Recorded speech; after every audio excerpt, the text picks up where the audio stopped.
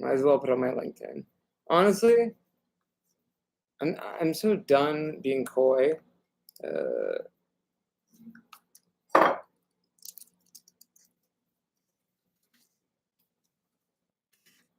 Look, Biden just signed in uh, an executive order saying that we should we need to govern AI technology. Now, I know Elon Musk was even saying this before me, but when I found out about the way AI, and let me just let you know, Google has already probably made a substantial sum of money off of the OCR AI program.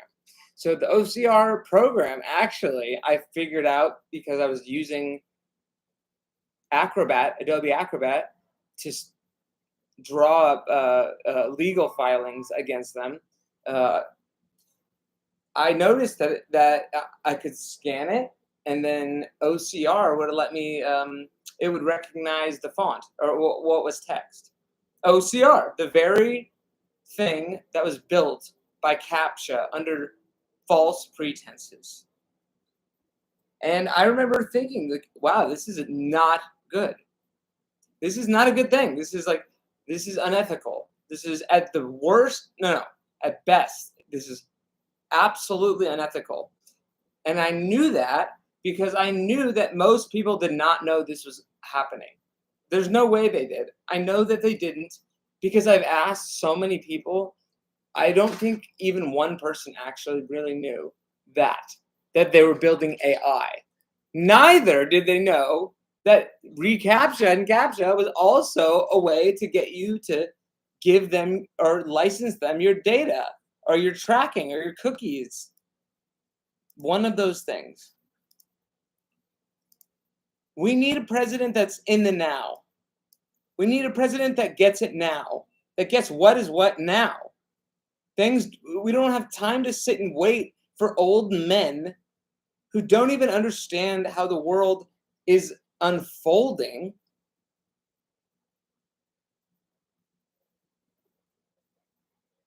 They're dominating the Senate. They're dominating the Congress, the House as well. The two together would be the Congress, and they don't even know what they're doing. They don't know what the things they sign mean, and they don't know what the impact is because most of them probably don't use the internet as much as someone of my age. And for Biden to say that we need to govern these technologies now he's saying it is wholly inappropriate. We needed to be governing the technologies when they started building them unethically on our backs using our labor. And Google should just stop while they're ahead and admit they violate antitrust and break up because they could be dissolved and it wouldn't matter a fucking iota. If they were dissolved, they would no longer own the Gmail domain. And then that would just be transferred over to an interim party, which would obviously be a whole can of worms in and of itself. But the current Google is they're insane. They're insane. I promise you, they are out of their mind. They think that they are gods. They think that they have any they think that they have the authority to decide what's right and what's wrong, and they don't. And not only do they not, they're wrong. That's the scary part. Is that and they know. Look. These are people doing wrong, knowing they're doing wrong, and doing it over and over and over and over. Just like the politicians in Congress. And, to some degree, Biden's sort of milquetoast. I don't know what kind of trouble he's really gotten into. He's milquetoast.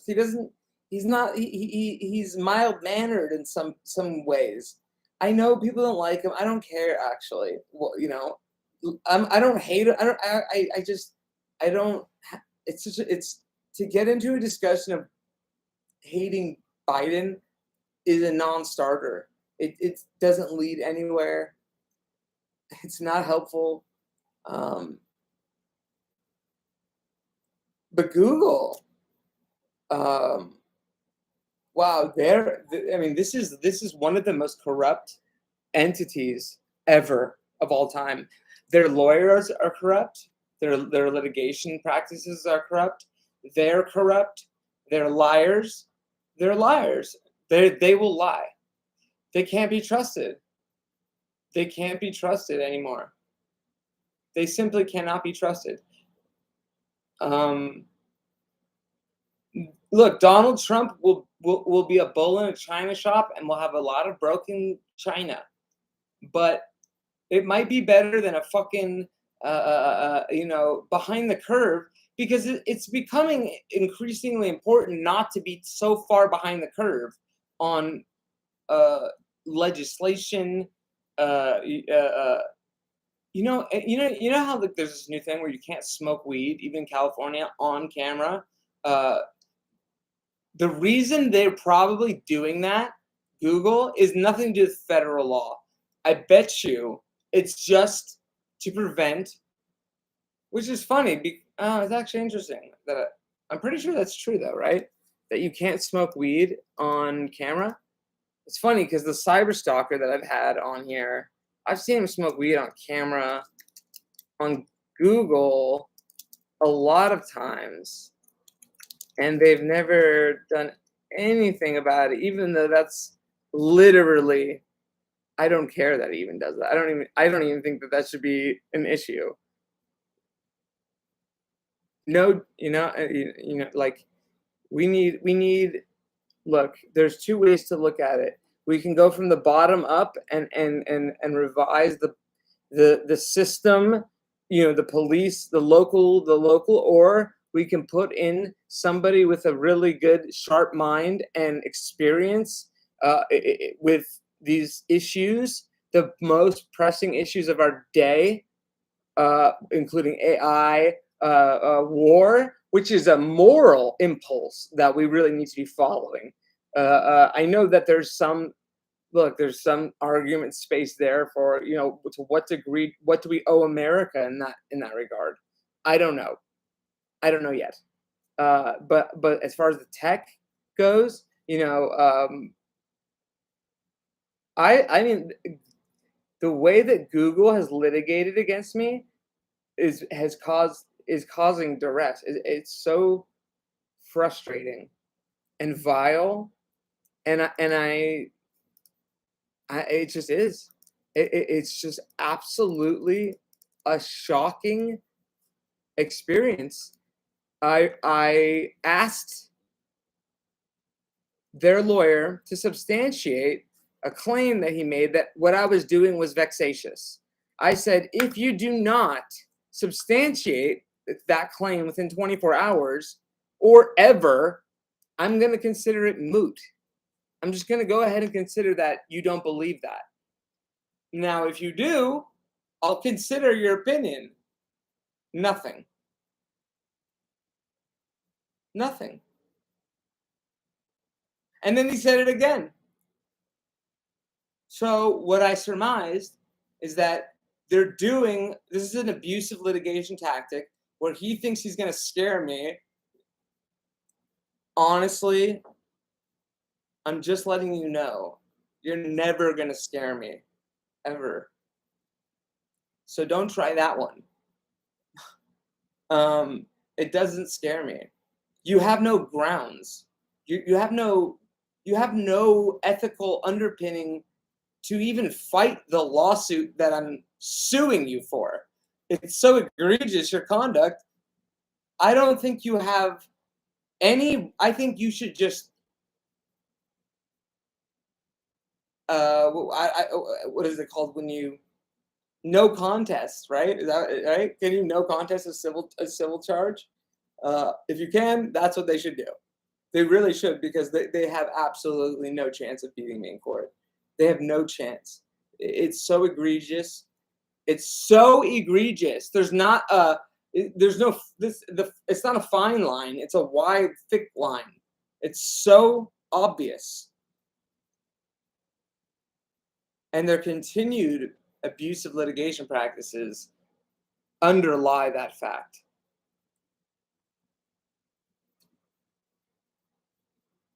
They have no accountability, no credibility. Google as a company and Google as lawyers and that doesn't mean any one particular firm, have no credibility. They have been sanctioned for millions of dollars multiple times. They've been sanctioned multiple times, adding up to millions of dollars for withholding evidence, for deleting evidence, basically. They have no credibility. And when you experience it firsthand, you know, how long am I going to gaslight myself? I'm not. So every time, their lawyer says something that I know is utterly false, it makes me think, that's a lie. So I must be even more right than I thought I was. And then it incentivizes me to look into it. How much more right was I? And what does that sense of being right offer me as far as litigation? Well, I can put a lot of pressure on you because I know you're lying. I know what you're doing is an abusive tactic to a pro se litigant. It's completely unethical. I know you're supposed to protect your client, but the fact is that if you're ignoring, I actually gave this, I gave this question to AI, Claude, I think it was. It could have been Claude or ChatGPT. Give me 25 examples of an LLC committing misprision. And one of them was a lawyer that works at an LLC. Now, I don't know if the representation here in this case constitutes working at Google, so maybe this doesn't qualify. But for this lawyer, it does for them, knows about illegal conduct and does nothing. Now, that might apply to just anyone. It might apply to their lawyer. And it's unfortunate that Judge Kronstadt was unable to surmise. You know what, Judge Kronstadt? I mean, why not click on the links I sent you or do some inquiry into the facts as they're given to you instead of say, I still don't know what type of content. You know what? I'm pretty sure I explained it pretty well, that there were edits of my live stream. I don't understand why that was written into your analysis, that you somehow didn't get it. That's it. That's not my fault. That's not my fault. That is not my fault. If you didn't inquire as a judge when there's a potential a crime occurring, at what point are you at least obligated to do reasonable inquiry so that you may adjudicate and reroute if need be because of lack of jurisdiction or what have you, which I think you did. I think you did do that for the most part. And I followed the action of the refiling in state court, and I think you were 100% right. That was a better venue. It is a better venue, much better. You're right, but I just didn't like that sentence in the analysis. It was frustrating to read that because it was online for a large amount of from May 5th to at least July 28th. It was on there, and you could have looked at it, and you didn't, I guess, because then you would have known what it was.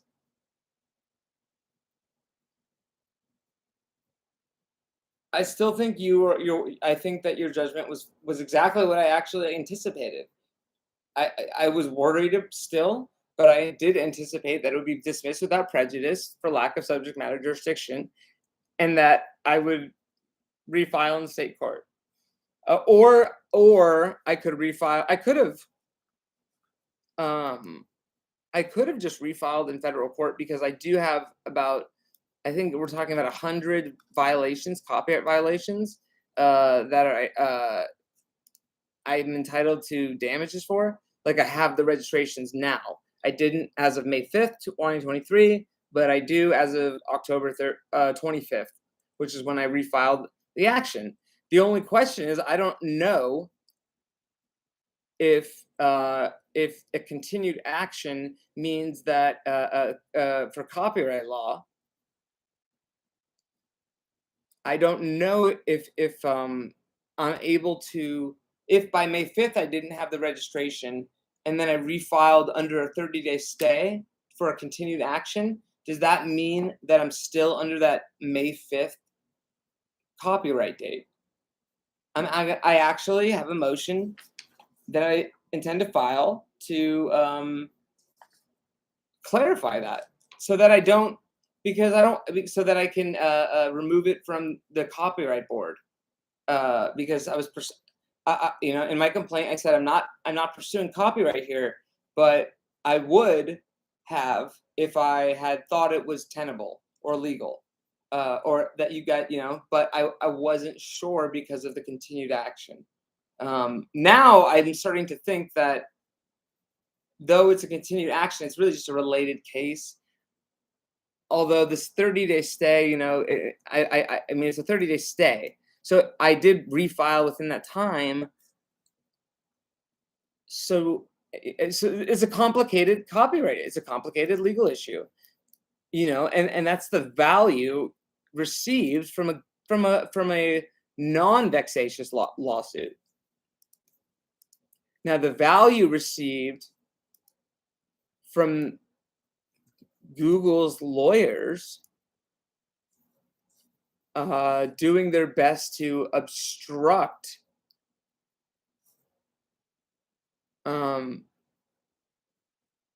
justice in whatever capacity, whether that's in the defense of the client or not, and also prevent justice from being enforced. That's unethical, in my opinion, period. And then you have Google. I don't even know the guy's bosses. I've gotten, honestly,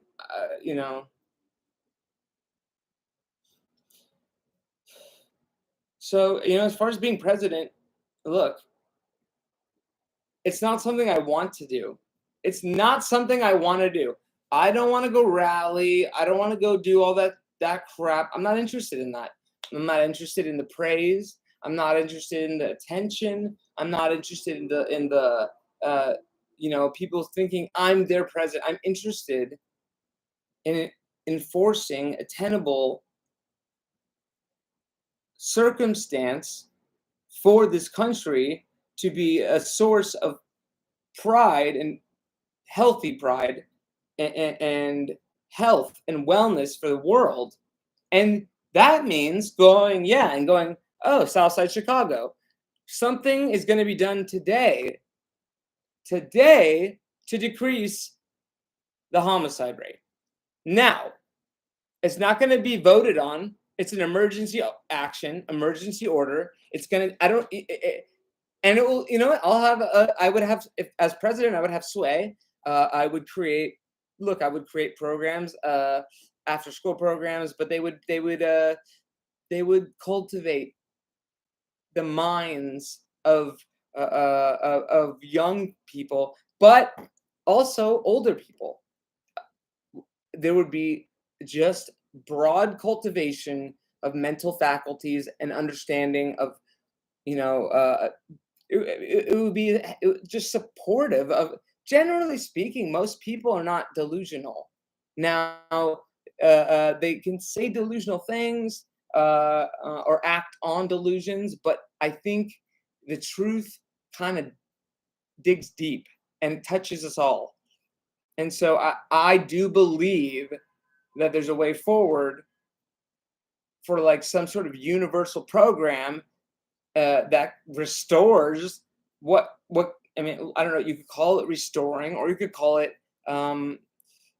updating the faculty of the average American's skill set, meaning teaching them the law, meaning teaching them creative writing, meaning teaching them reporting, and then letting them find a way. And this is at all no cost because this is an emergency action. Okay. And this, it will have to be amenable to the people that are going to have to participate. And so it'll have to be on its face a useful program, not just useful, but helpful, feels good, feels right. I want to do that, is what they're going to have to think. Otherwise, we have to contend with what do our people, what do we want? What is the right way? Now look, as far as people going talking about Section 2, YouTube has no obligation to uphold content of any kind. It can take down whatever it wants for whatever reason it wants. Now, can it leave up any type of content? No. No, it can't. That's the answer. That's the small, short, brief, concise answer. Can it leave up any kind of content? It can take down any kind. YouTube's allowed to say what they think about the vaccine. That's they're a corporation, which is akin to a person, which is akin to an entity. So it's their discretion whether they want to leave up what they believe about whatever message goes through. Now, if that message is in and of itself an illegal action or a violation of someone's civil rights, then they're liable if they have reasonable notice and they do nothing.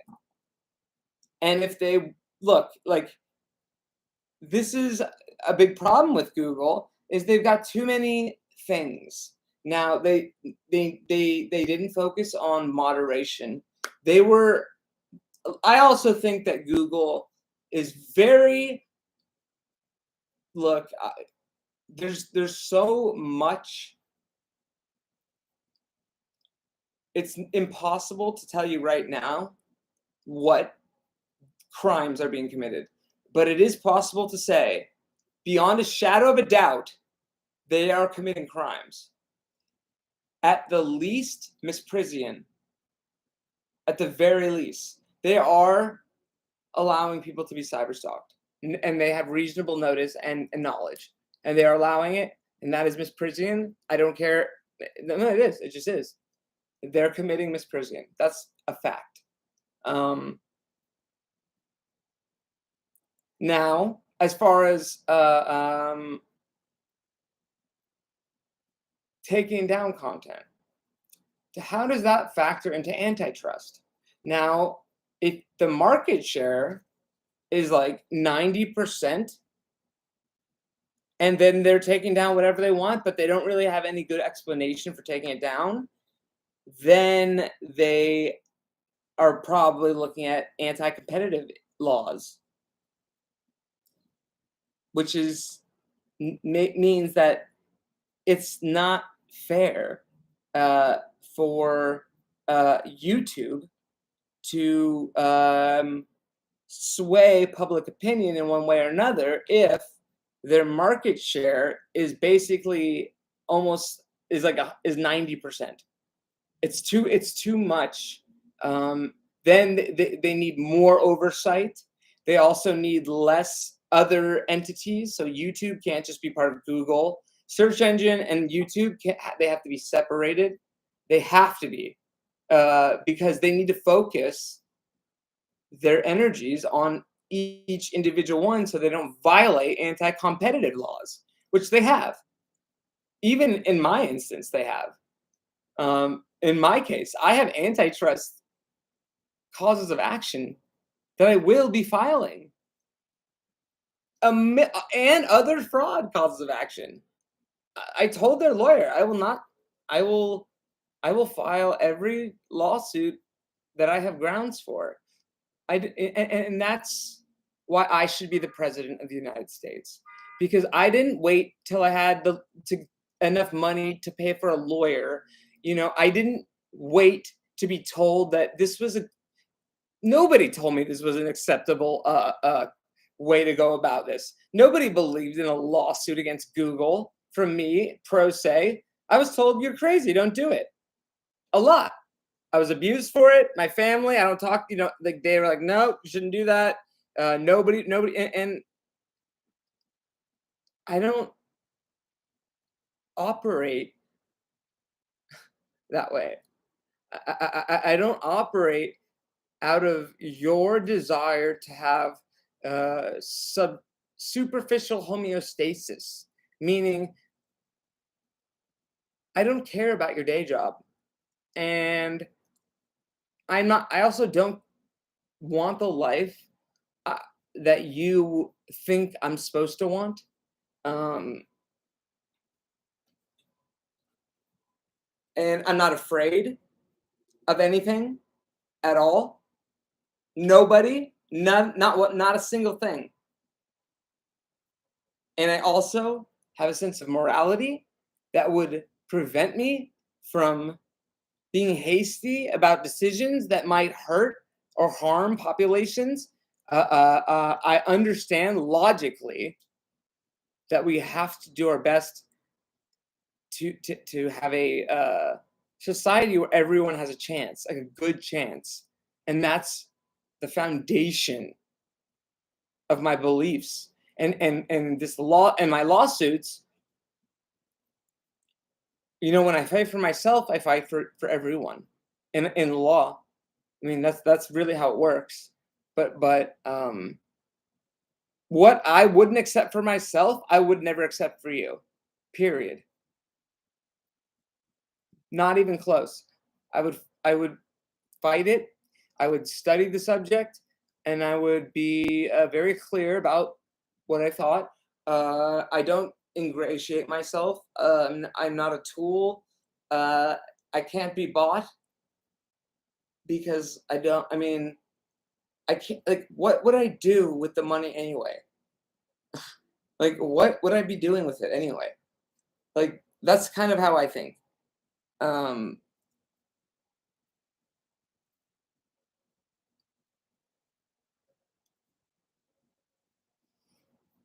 I'm Todd Michael Schultz, and I should be the next president. I don't want to be, but show me another person unshackled by politics. Show me someone unshackled by the system that has a clear sense of moral understanding or morality, and that has shown a willingness to fight for what's right, no matter what the odds are. And the odds are good. If you have a president like that, then those odds that they were fighting for just became a whole lot better.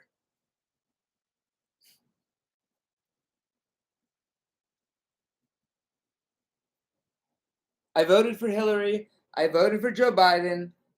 I couldn't vote for Trump. I do understand why Trump is preferred because, I mean, Biden is just perfunctory and it's just sort of, it is very, very status quo, obviously. No, neither of them are that mentally agile. I don't think Trump's the angel of like the Messiah, because he ain't. There are no Messiah. We're the Messiah. We are responsible for this country. Us, the people. And yet, so many of us sit on our asses, and we have so much to say, and so many comments, and we have our jobs that we go to, and we hate them, and then we have the the gall to even suggest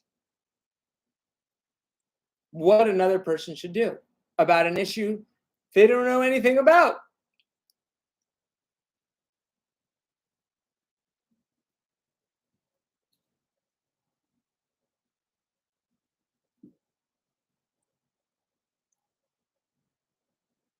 My experience with celebrity is that it's not very good. And that, especially for me, as much as I've wanted it at times in the past, I don't see myself um, I can see how it might be very hard for me because my partner has a degree of fame, and it's resulted in basically a lot of abuse against me. That's my perception. Um, Also, speaking my mind and being honest has also resulted in that. I also understand how Brett, my partner, he doesn't get to be all the anonymous voices saying this and that, or this person's shit, this person's chat. Like, Brett doesn't get to have that opinion. It's judged. It's taken as it comes from some sort of mythical figure as opposed to a human being who's actually thinking this, and that would drive me. That would drive me crazy. I mean, um,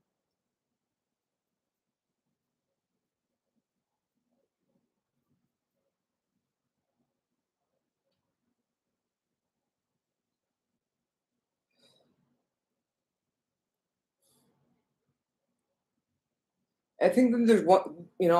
I want to end this video. I'm gonna go stream some music because that's really what I want to do. But there's one more issue I think that is really important that we discuss in America today. Because I'm an American saying I should be the president. So let's just say America. This idea of narcissism. What is a narcissist? What is a narcissist? I think generally speaking, we're talking about an individual that lacks empathy, right? And there can be entities that lack empathy too. There are, like, as in Google. Google lacks empathy. They actually value their own growth more than the well-being of human beings. And there's no one there to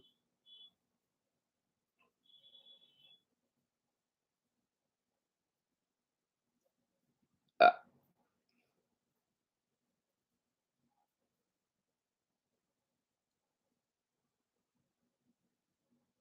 it's really upsetting.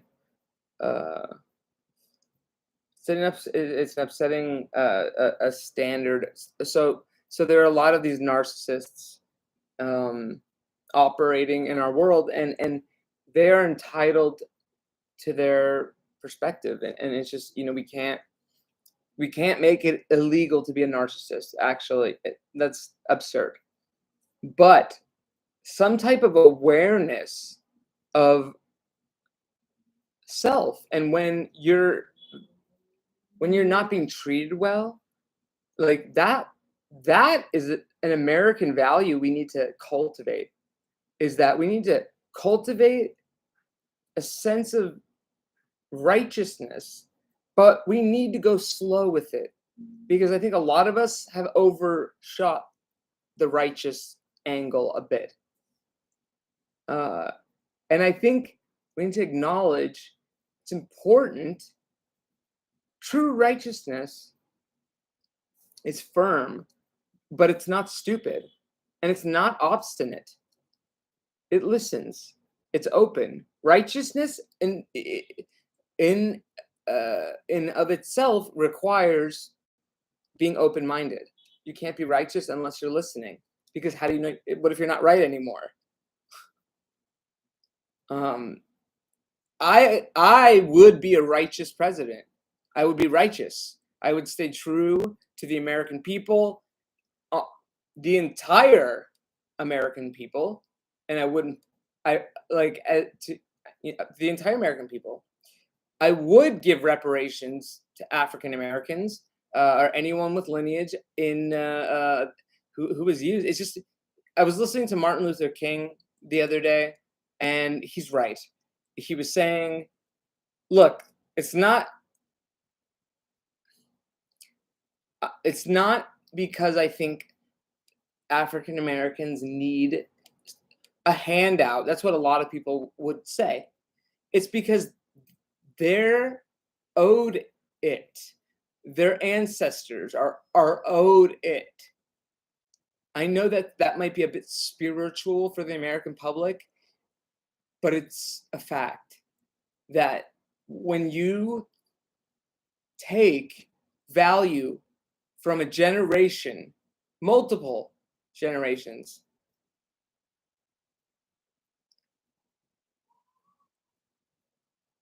it has to have justice at some point. At some point, justice has to occur. And it has not happened. It has not. And not only that, if you're going to take away any political analysis of such a matter, you would be able to see, provided that it were done. Look, I'm not somebody who wants to give every random person $1 million unless they're prepared to healthy in a healthy manner. Now, yes, sorry, that's got to be a condition to giving money to a large amount of money to any. It's called you're supporting, you're reinforcing the value of that money. It's not because we want to punish them or say what they should and shouldn't want to buy at the end of the day. It's telling them, when you get this, here's how you keep it. Here's how you stay afloat for the rest of your life. Or here's how you invest it, potentially. Here's how you don't go broke when you get the reparations.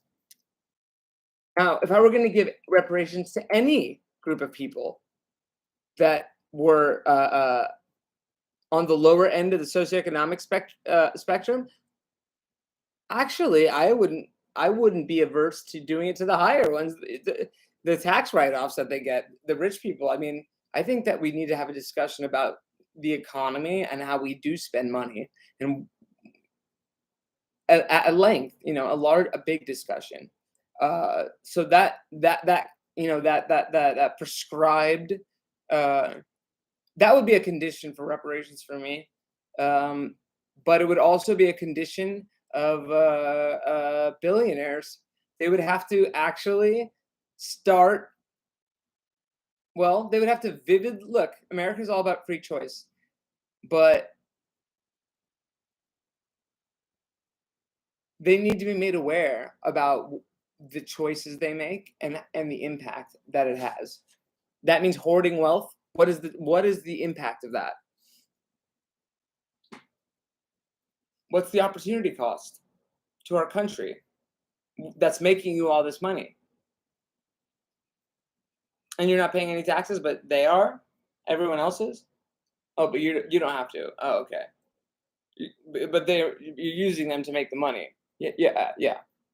Also, you don't need that much money, right? Like, what are you gonna buy? Like, is there some sort of like $1 trillion Falcon jet or something that billionaires want now? I mean, come on. Buy a house, buy some food, buy a computer, and shut the fuck up. You don't need much more. Get an instrument if you're a musician. Have things to enrich your life. Books. These are things that enrich your life. If you want to smoke weed, buy weed. If you want to drink alcohol, drink alcohol. But we can learn about moderation. The AA needs to go. AA needs to be completely divorced from the, which is another lawsuit I plan to file. AA needs to be completely divorced from treatment and recovery programs in California. I don't know if I can speak for the United States, but I can speak for California because I'm a Californian. AA's got to go. It doesn't work. It's a bad program. The sober livings need to improve their therapy. And we need to take these sober livings and put them in Appalachia and look, we don't have lack of money. We have a lack of ideas and a lack of understanding because we have a bunch of 90-year-olds who don't know what's actually going on or what actually, about how tilted the economy is. It's untenable. It's absolutely untenable. And some of the corporations here are as well.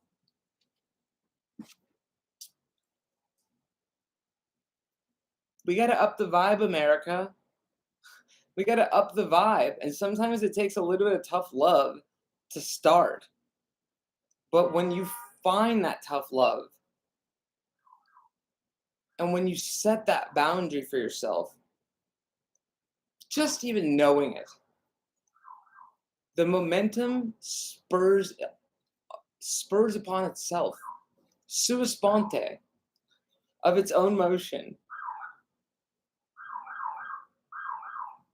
It's a legal term as well.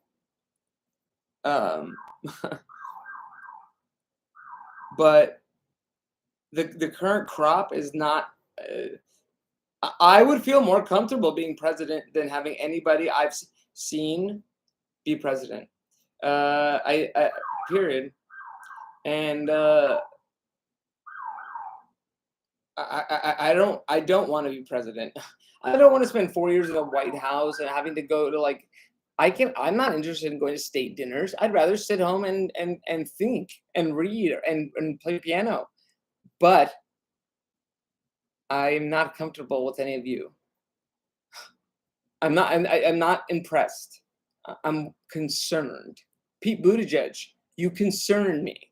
You seem like a phony. You seem very phony. You seem very contrived and then Trump, it's like,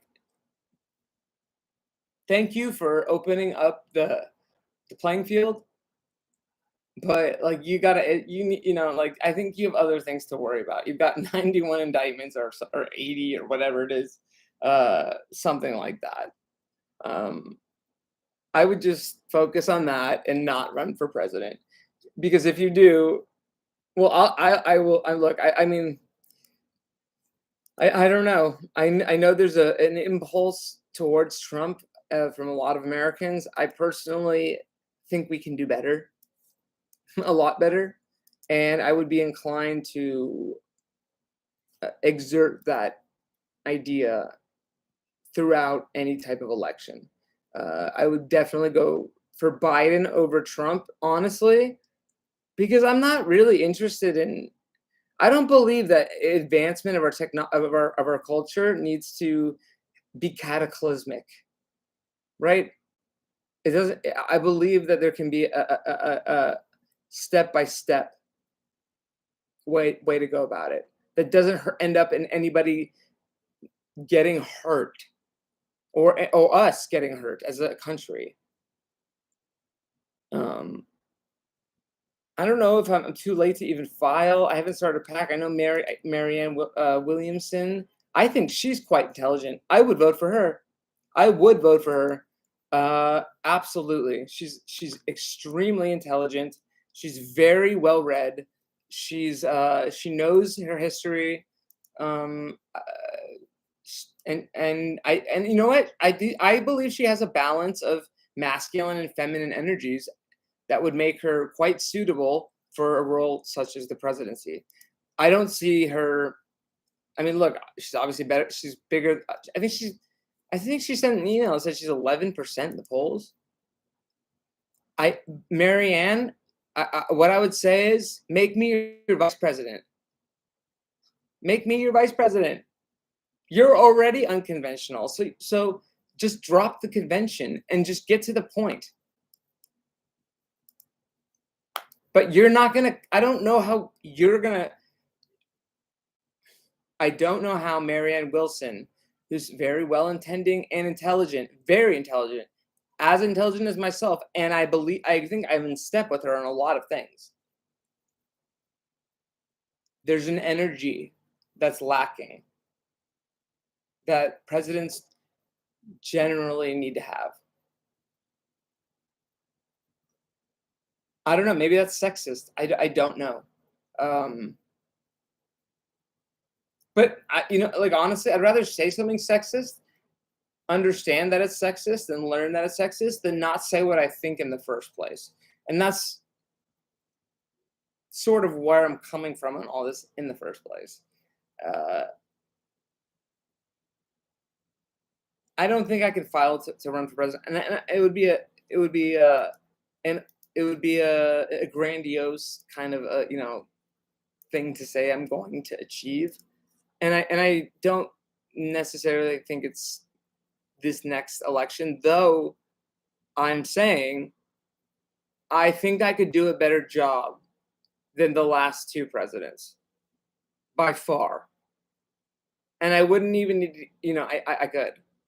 Now, am I a little temperamental? Do I have issues? Yeah, I do. I know. How would those manifest in terms of being in the, you know what? I think I've shown myself to have a lot of persistence and tenacity in my lawsuit. Uh, and I think I'm a better choice than anybody else. So I should be president. Uh, and I know that's an uncomfortable thing for a lot of people to sit with. Is just have someone that they think of as just not a political person or whatever say, but it's my prerogative to say it, and I say it. I'm 37. I'm old enough. I'm an American citizen, born in America. I love this country, and I am. It's like it's concerned was like a while ago. Now I'm in action mode, pure action mode. So everything I do it for you. Remember that, America. That'll be my campaign slogan. If I can have it, Brian Adams.